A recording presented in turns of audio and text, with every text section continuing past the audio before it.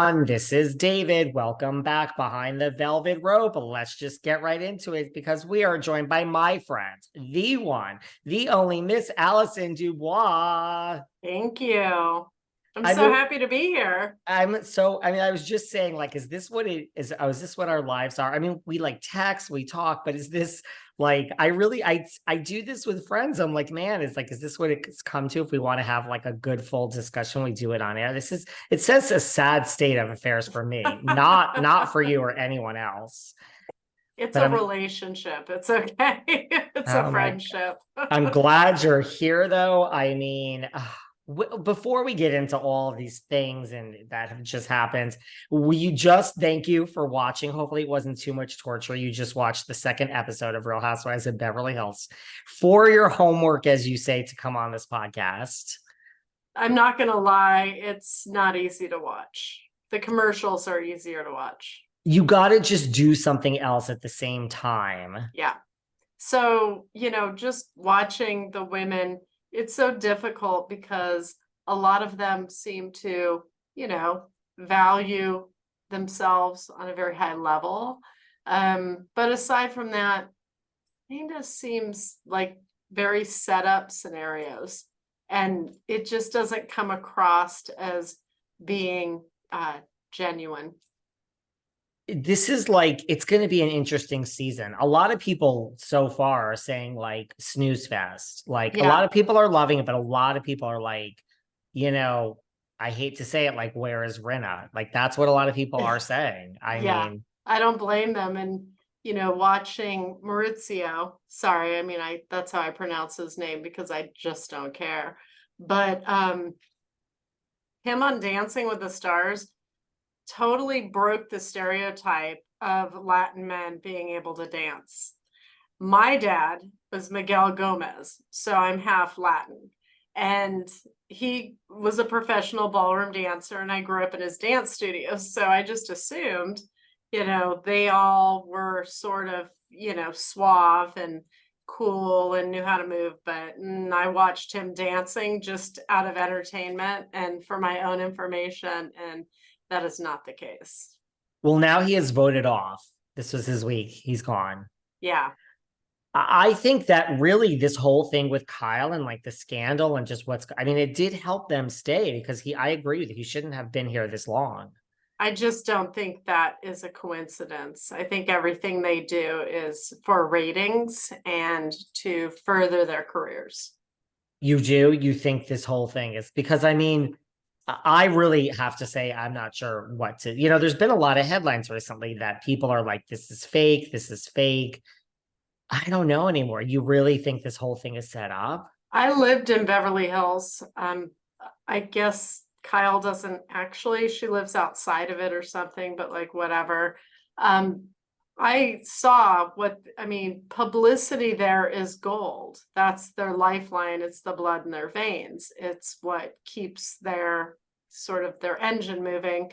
So the fact that they had this huge press release about their separation this summer on my daughter's birthday on the 4th of July, it's like, thank you.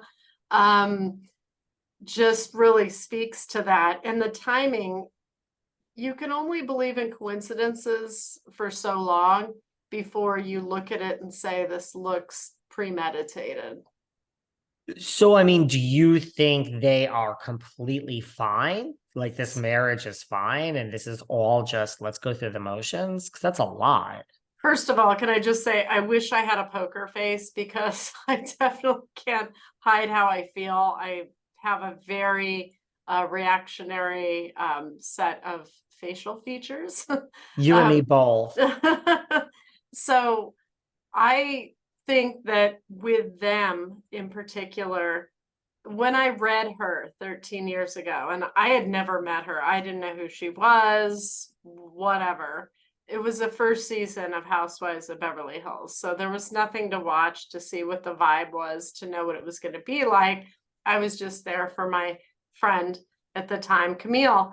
So she was so hungry at the time to be wealthy and adored. And she worked really hard to get to a place where she had some fame and she has the money, and good for her. You know, she got her money.